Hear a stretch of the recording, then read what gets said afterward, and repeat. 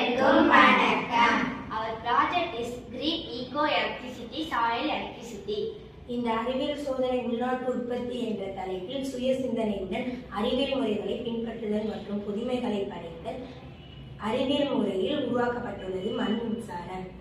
தாமிர தகடு துத்தநாக தகடு நேர் மற்றும் எதிர் மின்முனையாக செயல்படுகிறது.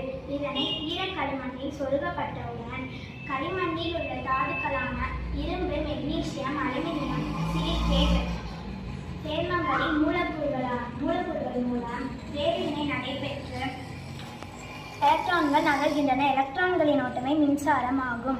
இதில் 1.7 வோல்ட்ஸ் மின்சாரம் கிடைக்கிறது. இது ஈரக்களிமண்ணிலிருந்து எடுக்கப்பட்ட மின்சாரம் ஆகும். இதுவே நாம் மணலில் இருந்தும் எடுக்கலாம். மணலை வெப்பப்படுத்தி வெப்ப ஆற்றலை மின்னாற்றலாக மாற்றும் பொழுது நமக்கு மின்சாரம் கிடைக்கிறது. எனவே நாம் மண்ணிலிருந்து மின்சாரம் எடுக்கலாம், மணலிலிருந்து மின்சாரம் எடுக்கலாம்.